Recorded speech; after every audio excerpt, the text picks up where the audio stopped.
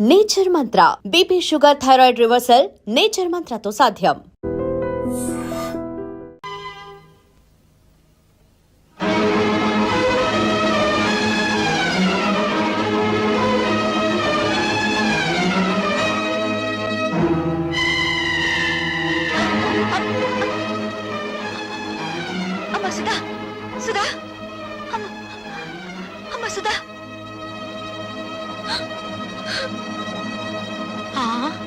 కళ్ళు తిరిగి పడిపోయిందంటే బహుశా నెల తప్పిందేమో. అమ్మని మొగుడొదిలేశాడు, కూతురు చెడిపోయింది. ఆపండి. ఆ సూరిబాబు సుధమ్మను పొద్దుకోకి నాకు ఎత్తుకుపోతా ఉంటే మా ఎర్రబుజ్జి చూసింది. చెప్పవే. అవునండి, చీకటి గొంతులో ఆ బాబు ఎత్తుకుపోతుంటే నేను కళ్ళారా చూశాను. బావే, వాళ్ళిద్దరు ఆ గదిలోకి వెళ్ళడం నా కళ్ళారా చూశాను. అబద్ధం. గుడిసెలో ఉంటున్న దాని మాట గౌరవించి నేను అబద్ధం చెప్తున్నాను అనుకుంటున్నారా? మేడల్లో ఉండే వాళ్ళ గుడిసేడు పుత్రులు ఉండకూడదేంటి? ఏం కూసావురా? ఇప్పటిదాకా మీరు కూసిన కారు కూతల కంటే తప్పుడు కూతలేం కుయ్యలేదు వాడు. రే సూరిగా, 24 గంటల లోపల డబ్బు కట్టకపోతే బుల్లబ్బాయి బలైపోతాడనుకున్నాను. ఇవాళ నువ్వు చస్తావనుకోలేదు. వాడి మీద చేయి పడితే శవాలు లేస్తాయి. చేసిన తప్పు ఒప్పుకోకపోతే మీ శవాలు కూడా మిగలవు, బూడిదే మిగులుతుంది. ఏంట్రా కూసింది నిన్ను? మర్యాదగా అందరూ డిస్పర్స్ అవ్వండి. మీరు కాల్చి చంపినా నిందపడిన నా చెల్లెలి జీవితం తేలందే. ఇక్కడి నుంచి కదిలే పని లేదు. అంతే. కలెక్టర్ గారు ఫస్ట్ క్లాస్ మ్యాజిస్ట్రేట్ తో సమానం. రేపు ఆయన సమక్షంలో విచారణ జరుగుతుంది.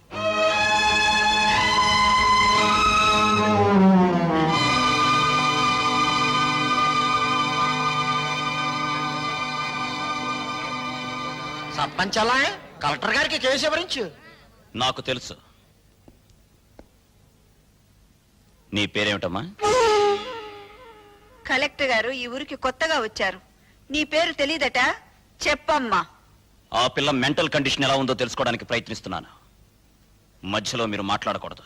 నోరు మూసుకోండని కూడా చెప్పొచ్చుగా, మీరు కలెక్టర్ కదా. చెప్పమ్మా, నీ ఇష్ట ప్రకారం వెళ్ళావా? అతను బలవంతంగా తీసుకెళ్ళాడా? నాకు అతనితో పెళ్లి చేయించండి. ఇది నా ప్రశ్నకు సమాధానం కాదు. ఇంకా అర్థం కాలేదండి?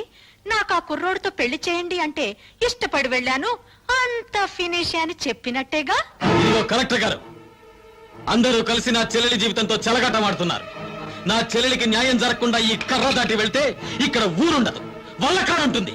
కలెక్టర్ తో ఎలా మాట్లాడాలో ముందు తెలుసుకో. క్షమించండి కలెక్టర్ గారు, అన్నని కలెక్టర్ చేయడం కోసం వాడు చదువు మానేశాడు. మాట్లాడటం చేత కాదు. నేను చెబుతున్నాను వినండి. మీరు చదువుకున్న చదువులు మీకేం నేర్పించాయో గాని మేం నేర్చుకున్న నీతులు మాకు కొన్ని నేర్పించాయి. ఆస్తి పోతే కూలి చేసుకుని బతుకుతాం, ఆత్మాభిమానం పోతే పోతే ఇక్కడ జరిగేది ఆత్మహత్యలు కాదు, హత్యలు. భయపెడుతున్నావా? బుజ్జగించే వయసు కాదు కదా. ఆ అమ్మాయి పెళ్లి చేయమని అడుగుతోంది కదా. వాడు ఎత్తుకుపోయాడని చెప్తున్నాం కదా. సాక్ష్యం? నేను నా కళ్ళ ముందే సూరిబాబు సుధమ్మను ఎత్తుకుపోయాడు. నిన్నడగలేదు. చూసిన వాళ్ళు సాక్షి వద్దని సోహన్నాళ్ళు అడుగుతారేండి బాబు? ఏమ్మా, నువ్వే అతనితో కలిసి రూమ్ లోకి వెళ్ళావా, లేక అతను నిన్ను ఎత్తుకుపోయాడా? మా ఇద్దరికి పెళ్లి చేయండి. ఇంతకంటే ఆ పిల్ల ఏం చెబుతుందండి? విషయం అర్థం కాలా? అయినింటి ఆడపిల్లని ఇంతకంటే ప్రశ్నించడం మంచిది కాదు. కాబట్టి ఈ ఇద్దరి పెళ్లికి ఏర్పాటు చేయమని తీర్పు చెప్తున్నాను.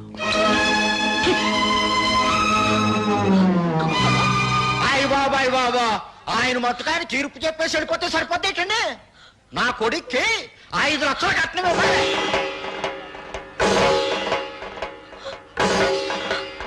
పేపర్ పాపం వాళ్ళు ఎక్కడ ఇవ్వగలరా 5 లక్షలు కట్నం? అందరూ వాటాలు వేసుకుని పెళ్లి చేద్దాం. నా వాటా 10,000. లెసపలికి తల్లి చెల్లి, నా వాట 5,000. నాన్న నీ వాట? పందిరేసుకోవడానికి తాటాకులు ఇస్తాను.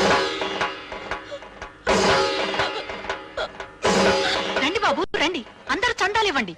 ఈ చెడిపోయిన దానికి పెళ్లి చేద్దాం. నా సంత 30 రూపాయలు.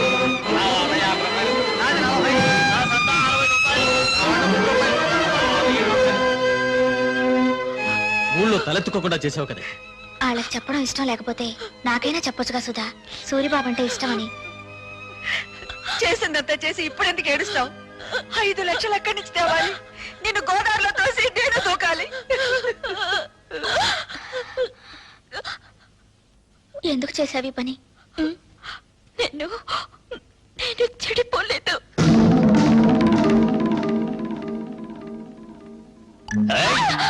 అరిచావంటే చంపేస్తా. నువ్వు అక్కడే కూర్చో, నేను ఇక్కడే కూర్చుంటాను. ఏయ్! పిచ్చి పిచ్చి వేషాలు వేసావంటే ఇక్కడే భంచిక్ బొమ్మ అనిపిస్తా. నేనిక్కడే కూర్చుంటాను. మీ అమ్మ, ఊరు జనం అంతా వచ్చిన తర్వాత గొడవ జరుగుతుంది కదా, నేనే వెళ్ళి తలుపు తీస్తాను. నాకు పెళ్లి చేయండి, నాకు పెళ్లి చేయండి అని ఎందుకు చెప్పావే? నేను చెడిపోలేదంటే మీరు నమ్ముతారమ్మా, కానీ ఊరు నమ్మదుగా. అందుకే చెడిపోయిందని కుటుంబంగా మన కుటుంబం ముద్ర పడకూడదని నేను ఆ దుర్మార్గుడిని. అత్తయ్య, సుధ చెప్పింది కరెక్ట్ అత్తయ్య. పెళ్లికి ఏర్పాట్లు చేయండి, మిగతా డబ్బు రేపు తీసుకొస్తాను. ఆ రోజు నా కొడుకు నిన్ను పెళ్లి చేసుకోబోతున్నందుకు బాధపడ్డాను. ఈ రోజు నువ్వు ఆ వెధవని పెళ్లి చేసుకున్నందుకు బాధపడుతున్నానమ్మా. పర్వాలేదు అత్తయ్య, పెళ్లికి రెడీ చేయండి. ఇంకా పెళ్ళేంటి? ఆ సూర్యగాని రచ్చబండ దగ్గరికి తీసుకొచ్చి పచ్చడి పచ్చడి చేసి ఈ నిజం చెప్పిస్తా. ఆగు బాబు, పుట్టలో పాములాగా కొంపలో నేనుండాను కదా, ఉపాయం ఏదో నా చెవిలో పారై అపాయం సంగతి నే చూసుకుంటా.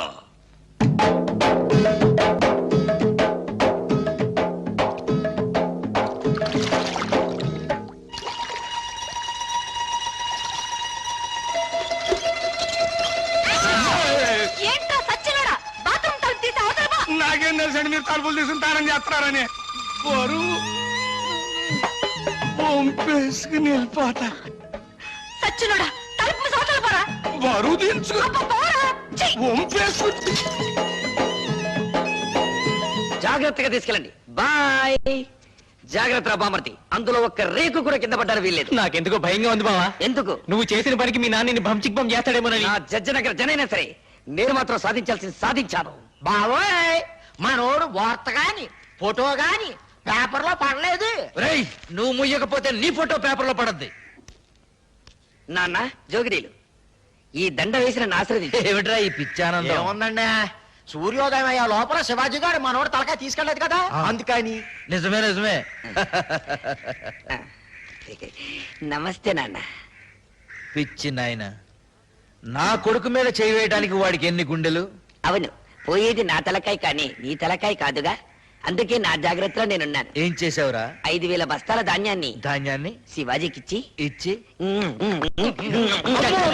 5,000 బస్తాలు ఇచ్చావా? నా కొంప ముంచారా?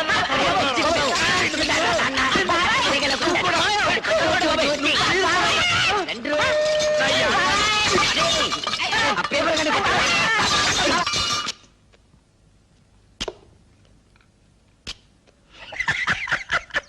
ఏమిట్రా? ఊరుకోండి అమ్మగారు, ఆ? చిక్కేస్తుందండి. ఏమిట్రోయ్, కొత్త పెళ్లి కొడుకులు అలా కులికిపోతున్నావు? బాత్రూమ్ లో మీ పేకర చూశాను కదండి, దెమ్మ తిరిగిపోయిందండి బాబు. అయ్య బాబాయ్, బాత్రూమ్ లో నేను స్నానం చేసేటప్పుడు నువ్వు చూసినట్టు ఎవరితో చెప్పకే. బాలేటూరండి, నేను ఎందుకు చూస్తాను అమ్మగారు, అత్తగారు లాంటి వాళ్ళు. అదేంట్రా, అత్తగారేంటి అమ్మగారు అల్లావు? ఆ ఊరుకోండి, మీ పేకర చూసినాడు ఎవడికి అమ్మాయిని పిల్ల బుద్ధి అవుతండి, అత్త అని పిల్ల బుద్ధి అవుతుంది. చాలే ఊరుకోరా. ఆ, ఇక్కడేమో ఇలా మాట్లాడతావు, అక్కడేమో వాళ్ళ తరఫునే సాక్ష్యం చెప్తావు. సచ్చినోడా. నాకేం తెలుసు అండి, ఎర్రబుజ్జి ఇట్లా చేస్తున్నానే, పాపమ్మ గారు ఒప్పుకోబట్టి సరిపోయింది. ఇంకా నయమండు మీతో తగ్గు పెట్టుకోలేదు. కుర్రోడైనా ఆ కలెక్టర్ భలే తీర్పిచ్చాడు కదా. ఆడో కళాసు చదివినండి, నాకేం తెలుసులండి, ముందో కళాసు లాగేసండి మీరు.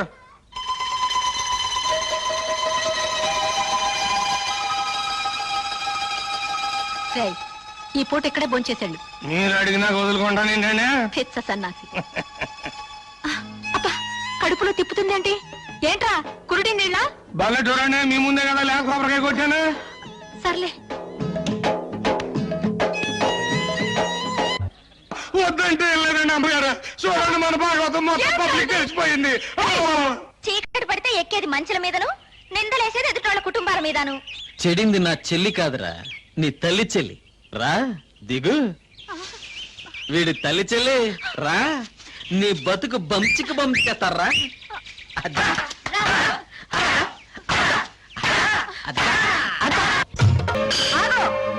ఈ నా కొడుకు నాటకవాడి. నాటకమా?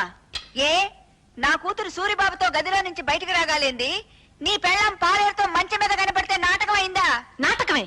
ఇది మీరంతా కలిసి చేసిన కుట్ర. నువ్వు చేసిన కుట్ర కంటేనా? ఎత్తుకుపోవడానికి నువ్వేమన్నా నల్లపూసవా? మంచం మీద ఉండాల్సిన నువ్వు మంచి కల ఎక్కావు. దేవుడు నువ్వే చెప్పింది కుట్ర. కుట్ర ఏంటండి బాబు? ఇదేంటండి అమ్మగారు? మీరే కదండి రాత్రి మంచి హ్యాపీగా ఈ గాజు ఇచ్చారు. ఎందుకు అంత కోపం? నా కాబోయే మూడు తన్ను పోయించాక మిమ్మల్ని అందరినీ మర్డర్ చేస్తా. ఎందుకయ్యా మర్డర్లు?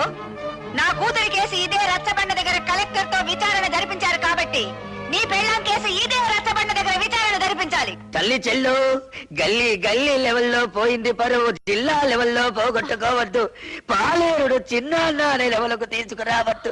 నిజం చెప్పే తల్లికెళ్ళో. నోర్మిళ, అవును ఇదంతా నేనే చేశాను. ఈవిడ కూతుర్ని ఎత్తుకుపోమ్మని సూరిబాబుతో నాటకం ఆడించానని చెప్పి నన్ను ఇలా మోసం చేసి. సంతోషం, ఒప్పుకున్నావు కదా? విన్నారా? మీరంతా విన్నారా? నా కూతురు నిర్దోషని తన నోటితో తనే ఒప్పుకుంది. ఏమ్మా, పెళ్లికి ఎదిగిన కొడుకున్న నువ్వే అవమానాన్ని తట్టుకోలేకపోతే పెళ్లి కావాల్సిన నా కూతురు ఏమైపోవాలి? శ్రీరాముడు భార్య శీలాన్ని నిరూపించడానికి అగ్ని పరీక్ష చేయిస్తే కూతురు శీలాన్ని నిరూపించడానికి నేను ఈ ప్రయోగం చేయించాను. తప్పైతే క్షమించండి. పదమ్మా. నాకు వాడి శవం కావాలి. నువ్వు నా మొగుడువైతే భార్యకు జరిగిన అవమానాన్ని తీర్చగలిగిన నేను తీరుస్తాను. ఇంట్లో ఆడి శవం నా కళ్ళారా చూసే వరకు ఆ కొంపలో నేను అడుగు పెట్టను. ఇక్కడే ఉంటాను. వాణ్ణి చంపు, వాణ్ణి చంపు. ఏయ్! చంపుకుంటే ఎదురుగానే ఉన్నాను.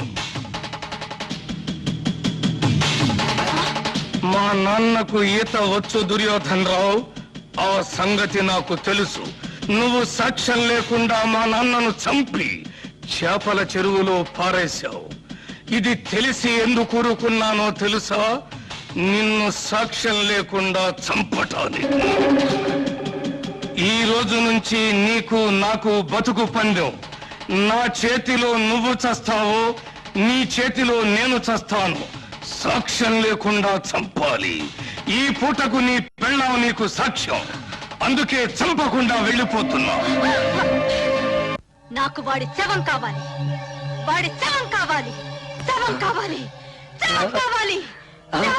ఇన్నాళ్ళు తల్లి చెల్లి అని నోరారా పిలుచుకుంటారు. ఇక నుంచి పిచ్చి తెల్లని పిలవాలి కాబోలు. అంటే 5,000 బస్తాలు పోయినేనా పిచ్చి చూపులు? ఆ మంచం మీద పోస్ట్ తర్వాత ఈ పరిస్థితికి వచ్చిందండి. ఆ అవమానంతో హార్ట్ అటాక్ వచ్చి వస్తుందేమోనని భయంగా ఉంది. ఆ భీముడు వాడి పేరు వినపడితే చాలండి ఈ టైప్ లో జరిపిస్తూ ఉంటుంది. కేసు మీరు చూసుకుంటానంటే వాడిని మర్డర్ చేయిస్తా. వద్దయ్యా, వాడు నీ పెళ్ళాంతో మంచం మీద ఉండటం ఊరు మొత్తం చూసింది. ఇలాంటి సమయంలో వాడిని ఫినిష్ చేస్తే ఊరంతా వాడిని నువ్వే చంపించావని సాక్ష్యం చెప్తుంది. మరి దాన్ని అవమాన భారం నుంచి ఎలాగయ్యా తప్పించడం? కిందటేడు పురుగు పట్టిందని పత్తి రాలిపోతే గుంటూరు జిల్లా రైతులు చాలా మంది ఆత్మహత్య చేసుకున్నారు, గుర్తుందా? అవును. ఆ చేలల్లో జల్లిన మందు అండర్ గ్రౌండ్ లో దాచిపెట్టా, కేసు రాకుండా. అవును. మా నూరు పంచాయతీ మీ చేతిలోనే ఉంది కదా, మరి ఇంకెందుకు ఆలస్యం? ఆ మందు ఊళ్ళో ఉన్న రైతులు మొత్తానికి బట్వాడా చేయించేయి. ఆ దెబ్బతో పత్తి రైతులంతా గుండె పగిలి చస్తారు. మారుని గురించి మాట్లాడుకోవడం మానేసి ఆ విషయం గురించే మాట్లాడతారు. లెగ్స్ పట్టుకుంటాను. చెప్పు భీముడు, నా తల్లి చెల్లిని నువ్వు మాయ చేసి ఎత్తుకెళ్ళావా, లేక నా తల్లి చెల్లి నిన్ను చూసి చిత్తయి మమ్మల్ని చెత్త చెత్త చేసిందా? చూడు బాబు, నిజం చెప్పకపోతే నాకు పాపం, నిజం చెబితే మీ కుటుంబానికి శాపం. పాపము శాపము ఇంకా అర్థం కావా? బావిలో పూడికి తీసినంత శుభ్రంగా చెబుతాను. నేను చెప్తాను పిల్లబాయ్. వస్తున్నాను. దా దా దా. చెప్పు. ఇప్పుడు ఇప్పుడు పంచాయతీ ఆఫీస్ అదే కదా? అదే. మీసాల భీముడి వెళ్తుంటాడు కదా? అక్కడే వెళ్తాడు. మీ అమ్మ అక్కడ కూర్చుని ఉంటది కదా? అక్కడే కూర్చుంటుంది. అయ్యి బాబాయ్, నేను చెప్పలేరు బాబాయ్. ఏయ్, చెప్పరా. పంచాయతీ ఆఫీస్ అదే కదా? అదే. మీసాల భీముడి వెళ్తుంటాడు కదా? ఇదే. మీ అమ్మ అక్కడ కూర్చుని ఉంటది కదా? అక్కడే నేను చెప్పలేరు బాబాయ్, నేను చెప్పలేరు. ఒరేయ్, చెప్పరా. ఒరేయ్, నా చెప్తాను. కొడుకా. నీకు హార్ట్ అటాక్ లేదు కదా? లేదు. నీ కాబోయే చిన్నాన్న, ఆ, నీ తల్లి చెల్లి ఆ. ఫస్ట్ నైట్ జరిగింది నా కొట్లోనే బాబోయ్. నా కొట్లోనే బాబోయ్, నా కొట్లోనే. తల్లి చెల్లి బాబోయ్ నువ్వేం బెంగెట్టుకోకు, ఆ పురుగుల మందులు అన్ని శివరావు గారి మొత్తానికి పంచి పెట్టేశాను. వాళ్ళేమో పత్తిశాల మీద జల్లేశారు. ఈవేళ రేపు పత్తి పూలు అన్ని పట్టుకొని రాలిపోతాయి. ఆ విషయం పేపర్ లో పడిపోద్ది. ఊరుకో బావ, నల్లటివని చిక్ బొమ్మలు కావు, తెల్లటివని భంచిక్లు కావు. ఏమిట్రా గొడ్డలు నడుతున్నావు? అయ్యో నాన్న, ఏడవకుండా చెప్పు. ఇది పట్టుకో.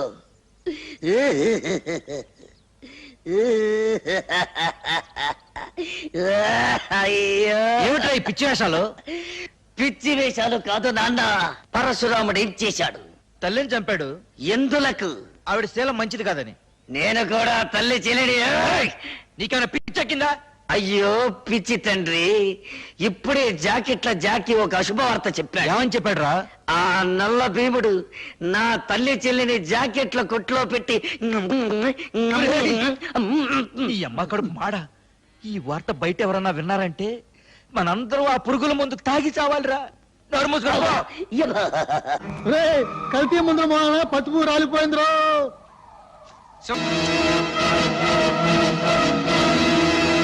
ఆర్తనాదాలా, హాహాకారాలా?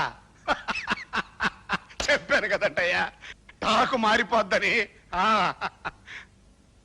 ఏంటి? ఎవరు? వాళ్ళతో పాటు చచ్చిపోయింది ఎవరయ్యా? నీ తమ్ముడు.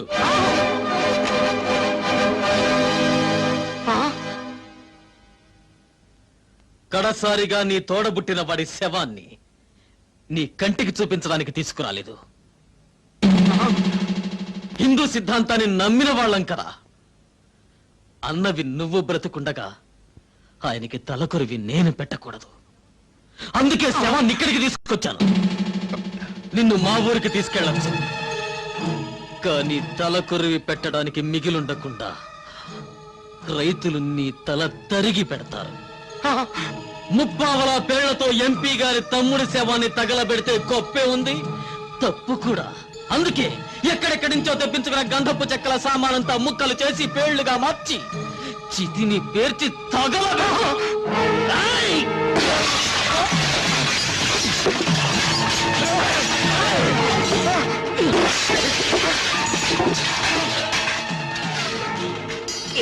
హలో, కింద నేనెత్తే పైన పెట్టేయి బే. పైన వీర శివాజీ దెబ్బ, కింద నల్ల భీముడి దెబ్బ. ఏది బాగుంటుందో నువ్వే తేల్చుకోరా నీ అబ్బా.